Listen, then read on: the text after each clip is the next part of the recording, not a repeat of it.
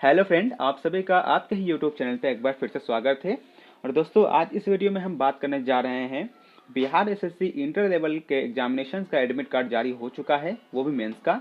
तो चलिए वीडियो को शुरू करते हैं कि कब तक इसका कैसे डाउनलोड करना है और एग्जामिनेशन कब है, क्या इंपॉर्टेंट इंस्ट्रक्शन है जो आपको करना होगा एग्जाम में और क्या नहीं करना होगा, इसके बारे में आपको जानकारी इस वीडियो में देने वाला हूँ।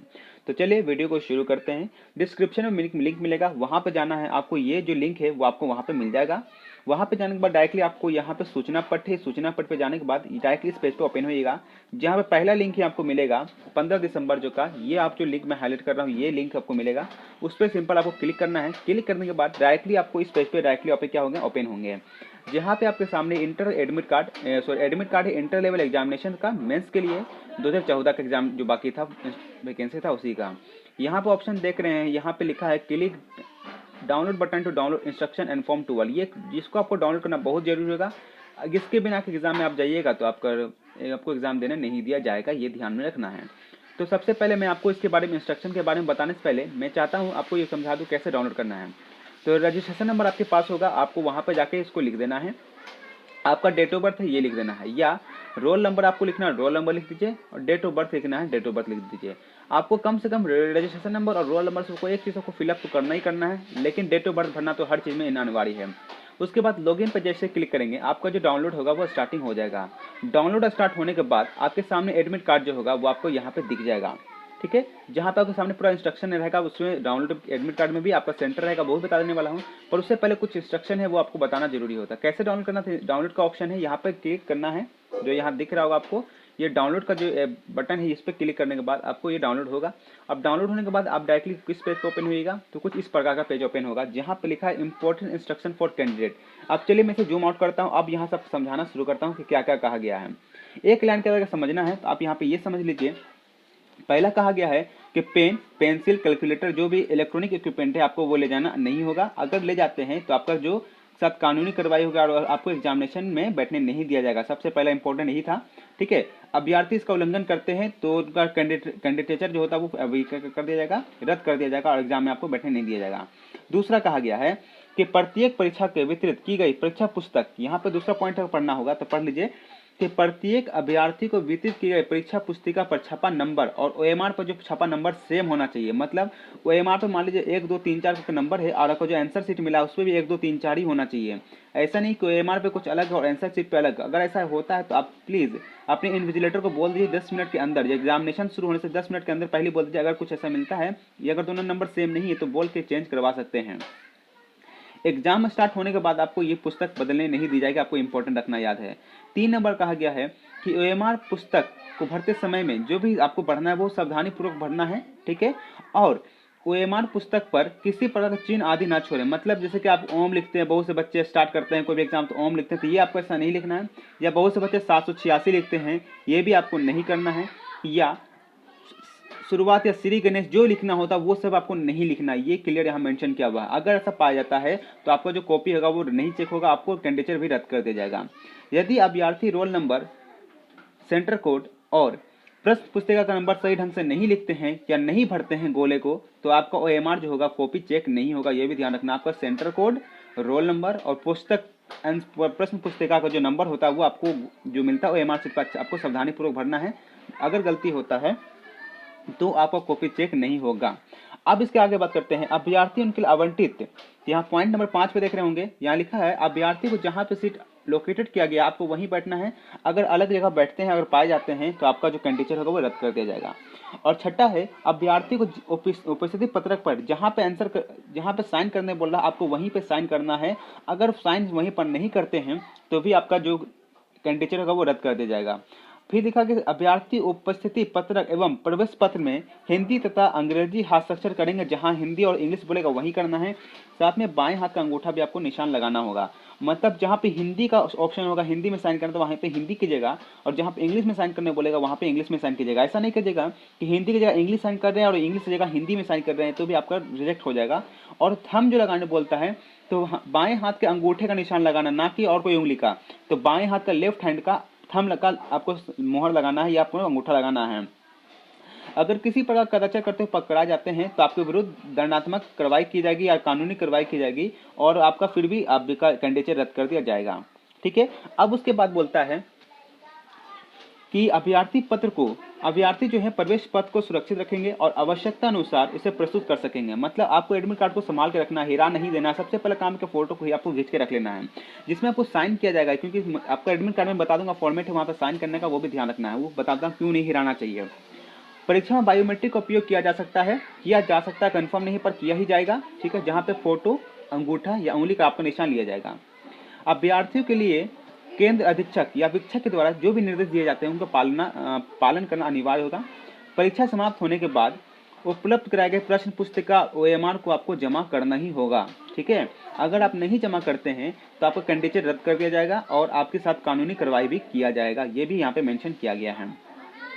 अगर हम लास्ट पॉइंट की बात करें तो यहाँ पे लास्ट पॉइंट बहुत इंपॉर्टेंट है कि परीक्षा प्रपत्र में, मतलब परीक्षा अभ्यर्थियों में फॉर्म नंबर 12 में आपको लेटेस्ट फोटोग्राफ आपको चिपकाना होगा, जिसमें कि एक राजपत्रित पदाधिकारी मतलब एक गजेटेड ऑफिसर का आपको उसमें साइन होना चाहिए। गजेटेड ऑफिसर का साइन होना चाहिए, उसके नाम होने चाहिए, कौन सा पोस्ट पे है और उनका सील होता है, मोहर होता है, वो भी इसमें लगाना जरूरी होता है, जिसमें वो सह और प्रमाणित करके आपको लाना होगा, केंद्र पर लाना होगा। अगर नहीं लाएंगे ना तो आपका जो आपको एग्जाम देने नहीं दिया जाएगा, ये भी क्लियर है।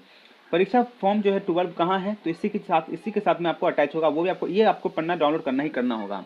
अब देखिए, चलिए आप बात करते हैं कि कैसे इसमें भरना होता है। तो फॉर्म नंबर 12 देख रहे हैं, यहाँ लिखा है फॉर्म नंबर 12। ठीक है, यह ध्यान रखना। यहाँ पे लिखा हुआ तो सबमिट करना आपको इन्विजिलेटर को, बच्चे को इन्विजिलेटर को जमा करना होगा। यहाँ पे देखिए लिख रहा है कि आपको रिसेंट फोटो साइज के फोटोग्राफ को देना है, जिसमें कि गजेटेड ऑफिसर का साइन होना चाहिए, उसके नाम, फुल नाम या सील के साथ। ठीक है, अब उसके आप नीचे देखेंगे तो यहाँ पे और भी ऑप्शन है, जिसमें बोला है कि नेम ऑफ द कैंडिडेट, बच्चे का नाम, यहाँ पे अपना नाम भरना है। रोल नंबर होगा, यहाँ पर रोल नंबर भरना है। सेंटर कोड आपको सेंटर कोड भरना है, और सेंटर का नाम है तो इस सेंटर का आपका नाम यहाँ पे भरना है। साथ में यहाँ बोलेगा कैंडिडेट का सिग्नेचर, तो हिंदी में बोला है साइन तो हिंदी में, इंग्लिश में साइन बोला तो हिंदी में। और भी नीचे आएंगे तो यहाँ देख रहे हैं गजेटेड ऑफिसर का साइन यहाँ पे मांगा जा रहा है। तो यहाँ बोल रहा है अटेस्टेड बाई गजेटेड ऑफिसर, जो गजेटेड ऑफिसर होंगे उनका यहाँ पे अपना नाम लिखेंगे अपने हाथ से, वो उसके नाम, साइन और कौन सा पोस्ट पे है वो लिखना होगा, और उनका सील भी यहाँ पे आपको यहाँ पे मुहर लगवा देना है। ठीक है, यहाँ पे इंपॉर्टेंट था नोट, यही लिखा है कि रेसेंट पासपोर्ट साइज फोटोग्राफ लगाना है। ठीक है, जो ऊपर में साइन बना हुआ है, जिसमें कि किसी भी गजेटेड ऑफिसर के साइन और उसके नाम या सिग्नेचर होना जरूरी है। ठीक है, अब चलिए हम बात करते हैं इसका एडमिट कार्ड के बारे में कि एडमिट कार्ड में क्या क्या इंपॉर्टेंट है। अब जैसे देख सकते हैं यहाँ पे जो एडमिट कार्ड वो है मेरे पास डाउनलोड हुआ है, जहाँ पे आपके सामने जो ऊपर से बिहार से लिख के आएगा रहेगा, यहाँ पे आपको रोल नंबर रहेगा, यहाँ पे आपका रोल नंबर बारकोड में रहेगा, आपका नाम रहेगा, पिता का नाम रहेगा, जो फॉर्म भरते समय रहेंगे वही आपका रहेगा। यहाँ पे आपका एड्रेस रहेगा, यहाँ पे जेंडर रहेगा, फिर कैटेगरी है, डेट ऑफ बर्थ है, डिसेबिलिटी कोटा आपका नो ही रहेगा, यहाँ भी आपका रोल नंबर रहेगा और यहाँ पे आपका फोटो रहेगा। हिंदी और इंग्लिश साइन यहाँ पे भी लिखा रहेगा।